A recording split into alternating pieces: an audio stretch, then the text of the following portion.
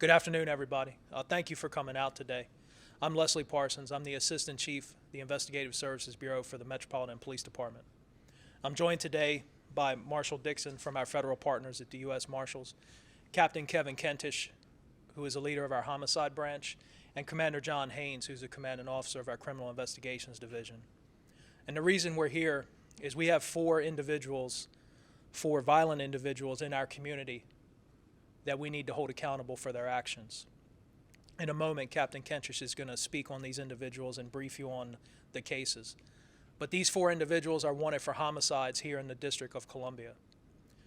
I'd like to appeal to the community, if they have any information concerning the whereabouts of these individuals, to please contact our 24-hour command center at 202-727-9099, or they can text a tip anonymously to 50411.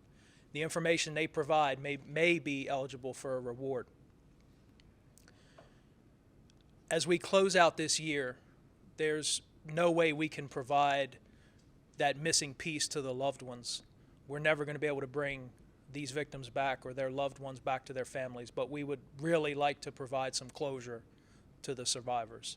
So at this time, I'm going to turn it over to Captain Kentish. He's going to speak on the cases, and after Captain Kentish briefs on the cases, Marshal Dixon's going to make a few remarks. Thank you, Chief. And good evening, everybody. First case I want to talk about is a homicide that occurred on Monday, August 23rd, 2021, at approximately 2:24 a.m. Members of the 3rd District responded to the 1800 block of 19th Street Northwest for the sounds of gunshots. Upon their arrival, they located an adult male suffering from apparent gunshot wounds. DC Fire and Emergency Medical Services responded to the scene and transported the victim to a local area hospital for treatment. After all life-saving efforts, the victim was pronounced deceased. The decedent in this case was identified as a 32-year-old Ali Jamil Ahmadi of Southeast DC. The investigation has led to the identification of a suspect, which is 26-year-old Deontay Patterson of Southeast DC. Patterson is currently wanted on a DC Superior Court arrest warrant charging him with second-degree murder while armed. Next case I'm going to talk about is a homicide that occurred on Monday, December 20th, 2021 at approximately 12:29 a.m. when members of the 4th District responded to the 200 block of Allison Street Northwest for the report of the sounds of gunshots. Upon arrival, members located an adult male victim suffering from multiple gunshot wounds.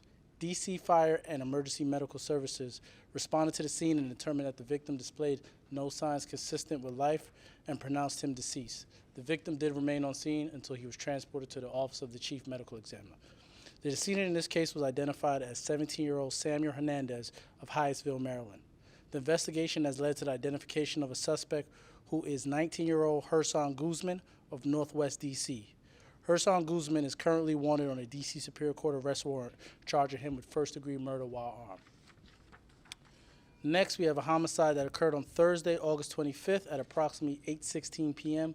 when members of the 1st District responded to the 800 block of 7th Street Northwest for the report of a shooting. Upon arrival, members located an adult male victim suffering from apparent gunshot wounds. DC Fire and Emergency Medical Services responded to the scene and transported the victim to a local area hospital. Unfortunately, after all life-saving efforts failed, the victim was pronounced deceased. The decedent in this case was identified as a 21-year-old Jawan Henry of Silver Spring, Maryland. The investigation has led to the identification of a suspect who is 24-year-old Dwayne Brooks Jr. of Southeast DC. He is currently wanted on a DC Superior Court arrest warrant charging him with first-degree murder. Lastly, on Wednesday, August 10th at approximately 3:41 p.m., members of the 6th District responded to the 5100 block of Call Place Southeast for the report of a shooting. Upon arrival, members located an adult male victim suffering from gunshot wounds.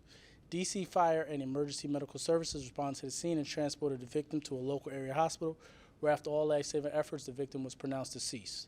The decedent in this case was identified as 25-year-old R.E.A. Wolf of Baltimore, Maryland. The investigation into this homicide led to the identification of a suspect, which is 27-year-old Avery Mahler of Southeast D.C. Avery Mahler is currently wanted on a D.C. Superior Court arrest warrant charging him with first-degree murder while armed. And that's all the cases that I want to brief you on today. Thank you, sir.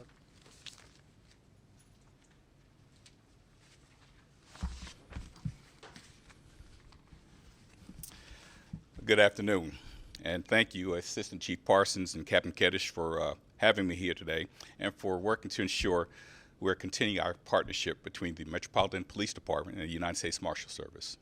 Again, I am Robert Dixon, the United States Marshal for the Superior Court for here in the District of Columbia. Both of our agencies have the same priority of removing violent offenders from our neighborhoods. Today, we mentioned 4 suspects wanted for homicides in the District of Columbia. It is time we bring the families of these victims closure and justice, as Chief Parsons mentioned. Whenever there's a tragedy in the city, Metropolitan Police Department knows that they have the full support of the United States Marshals. Together, we will rid the community of violent actors and provide valuable information to help close these cases and others. We also know, however, that the community plays a vital part in providing information to the police and to its partners. And that's why we're here today, to enlist your help. If you have information at all to the whereabouts of these suspects, please call the Metropolitan Police Department at 202-727-9099. We need your help. We need your support. Thanks very much. Can you talk about how these 4 suspects were chosen to be the ones that you wanted to highlight? So these are 4 violent offenders. They're wanted for homicides, and we've been highlighting them almost on a weekly basis for quite some time now. If you've been monitoring the information we've been pushing out through our public information office, these individuals have been out there, and we want to really try to bring attention to these folks so we can hold them accountable for what they did. And finally, Myler's reward has been added to by the marshals at BIDTF. Can you talk about it? Yeah, sure.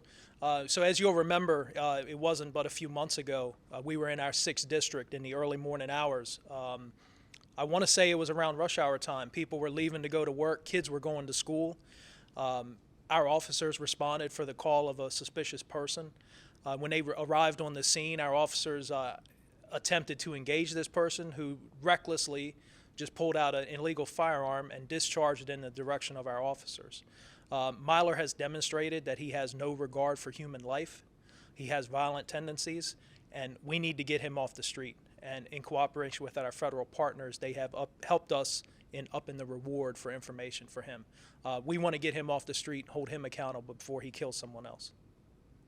In any of these cases, do we know the motive? I'm not sure if we know the motive in all of them at this time, but it's something that I couldn't speak on, as of course they're still open cases and suspects are still out. So that's information that I wouldn't speak on up here, but when we do apprehend these suspects, of course the charging documents would be available. Any reason to believe that any of them might not be within this region anymore, especially since some of them have been on the loose since 2000? Yeah, so it's not clear whether they're in the D.C. region or not.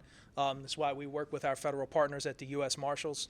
But, you know, between MPD and the U.S. Marshals, our reach is far and wide. So wherever they are, we're coming for them. We're going to find them. When speaking to these victims' families, can you just talk about maybe the frustration that maybe there aren't enough leads, tips coming in to point you guys to the direction of where these suspects are? Yeah, no, I think that when we speak with victims' families, of course, we maintain close contact with victims' families. We keep them updated on the progress of the case. And it's frustrating for us as well, because we want to hold these individuals accountable for what they did. But they're not forgotten. Efforts continue every day to try to locate these suspects. And that's why we're standing here today, to make sure we have them out there, the community sees this, and hopefully calls us. And just for logistics, do you guys do this often? Just choose certain homicide cases that have been unsolved? Is this something you guys periodically do? Well, we push out the releases quite a bit. I'm sure you've probably seen these suspects come out. It started off with 3, and we added another one. So when we have a suspect that is wanted for homicide and they're not immediately apprehended, we appeal to the community to come and help us out. All right? Thank you.